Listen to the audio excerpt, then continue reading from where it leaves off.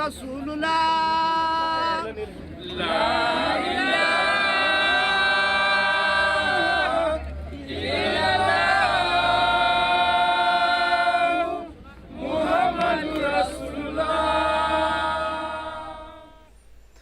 Assalamu alaikum wa rahmatullahi wa barakatuh. Le sujet de notre vidéo aujourd'hui est le premier antiraciste. Les prophètes viennent libérer les hommes de la servitude des dictateurs et de la contrainte des traditions pernicieuses imposées par les soi-disant garants de la religion. Sans nul doute, le saint prophète Mohammed, que la paix et bénédiction de Dieu soit sur lui, a présenté dans toute sa plénitude le sens de la liberté. Il a délivré les hommes de la servitude et des traditions. Dieu lui a attribué le statut de sceau des prophètes et toute excellence est arrivée à son apogée en sa personne. La liberté de conscience et s'être libre de la servitude sont de grandes faveurs. C'est un droit qui revient à tout être humain. La première personne qui a installé ce principe primordial n'était nul autre que le fondateur de la religion islamique, le saint prophète Mohammed, que la paix et bénédiction de Dieu soient sur lui. La délivrance de l'esclavage est considérée comme une œuvre de grand mérite en islam. Le Saint-Coran en fait mention à maintes reprises et le saint prophète Mohammed nous sert de modèle. Une des exemples que nous trouvons dans le début de l'islam est celle de Bilal ibn Rabah. Bilal ibn Rabah est né dans l'esclavage. Son père se nommait Rabah et sa mère s'appelait Amama. La mère de Bilal était originaire d'Abyssinie, mais son père était d'Arabie. Selon un récit, Bilal était né à la Mecque et il faisait partie des Muwalladoun, c'est-à-dire de ceux qui n'étaient pas entièrement d'origine arabe. Bilal était de teint basané foncé, il était maigre, il avait la chevelure épaisse et les joues maigres. Bilal était l'esclave d'Umayya bin Khalaf. Bilal était le premier esclave à accepter l'islam. Le saint prophète Mohammed, que la paix soit sur lui, avait déclaré que Bilal est le premier musulman d'Abyssinie. Lorsque Bilal accepta le saint prophète Mohammed, Umayya bin Khalaf le persécutait et le torturait de diverses manières.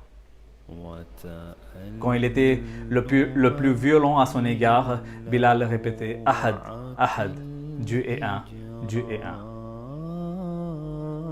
Le maître de Bilal le punit pour s'être converti à l'islam. Il traîna Bilal dans les rues de la Mecque, encourageant les gens à se moquer de lui.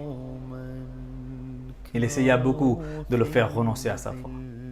Il le persécutait pour avoir accepté l'islam. Il le ligotait sur des pierres brûlant sous le soleil et mettait une grosse pierre sur sa poitrine. Mais au lieu de renoncer, Bilal fit preuve de persévérance et de courage face à la persécution et à la violence. Quand un des plus proches compagnons du saint prophète Mohammed, Abu Bakr, a vu la persécution sur cet esclave, il a acheté Bilal pour ensuite l'affranchir dans la voie de Dieu. Selon un récit, lorsque Abu Bakr a acheté Bilal, celui-ci se trouvait sous des pierres. Il l'a acheté au prix de 5 ouqiyas d'or. Les autres lui ont dit « Nous étions prêts à vous le vendre même pour 1 ouqiya ». À cela, Abu Bakr a répondu que j'étais prêt à vous l'acheter même si vous l'auriez vendu à 100 ouqiya. Plus tard, lorsque les musulmans s'installaient à Médine et qu'ils purent vivre et pratiquer leur culte relativement en paix, le saint prophète Mohammed, que la paix soit sur lui, nomma Bilal Mu'adhin. C'est lui qui appelle les fidèles à la prière. Il a été le premier à lancer l'appel à la prière en islam. Selon un récit, Bilal était le secrétaire et le trésorier du saint prophète Mohammed.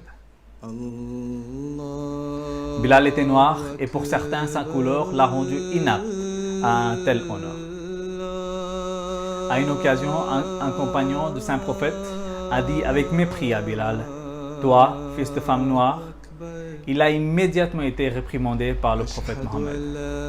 « Es-tu en train de le narguer à propos de sa mère noire ?» demanda le prophète. « Il y a encore une certaine influence de l'ignorance présente en toi. »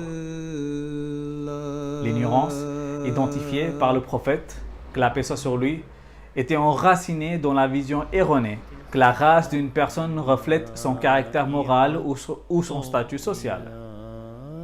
En fait, le message du prophète sur l'égalité raciale était en contradiction totale avec les animosités raciales répandues dans le monde entier du 7e siècle. L'asservissement était monnaie courante avant l'avènement de l'islam. Mais le saint prophète Mohammed, que la paix soit sur lui, profitait de toute occasion pour encourager les croyants à y mettre fin. Les érudits appellent la période précédant l'avènement de l'islam un temps d'ignorance qui inclut le racisme. Le prophète Mohammed, que la paix soit sur lui, est la première personne dans l'histoire de l'humanité à déclarer clairement qu'une personne n'est supérieure à une autre en raison de sa race ou de son appartenance ethnique. Cette déclaration est cristallisée dans l'un des discours remarquables du prophète, appelé « Sermon d'adieu du prophète », qui a été donné sur le mont Arafat en 632 après Jésus-Christ. Dans ce sermon, le prophète condamne clairement le racisme. Il déclare au peuple: toute l'humanité descend d'Adam et Ève. Un arabe n'est point supérieur à un non-arabe, pas plus que celui-ci ne l'est envers un arabe. Un blanc n'est point supérieur à un noir, pas plus que celui-ci ne l'est envers un blanc. Aucune personne n'est supérieure à une autre, si ce n'est en piété et en bonne action. Les enseignements du saint prophète Mohammed, que la paix soit sur lui, sur l'égalité raciale sont une inspiration pour toute l'humanité, qui nous incite à lutter pour l'égalité et la justice pour tous. Les enseignements et le caractère du prophète Mohammed incitent le monde vers l'amour pour tous et haine pour personne. Le prophète a été lui-même, comme le Saint-Coran déclare, « Rahmatul lil alamin », une miséricorde pour toute la création de Dieu. Ainsi, il encourage les gens vers l'antiracisme et à promulguer l'égalité et la justice suprême dans la société et que tous les vies innocents comptent.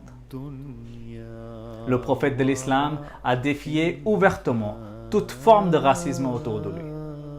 Il a identifié le racisme comme un symptôme causé par l'arrogance et l'ignorance. Aujourd'hui, notre monde est de plus en plus interconnecté et diversifié. Il est impératif de suivre les enseignements du prophète Mohammed, que la paix soit sur lui.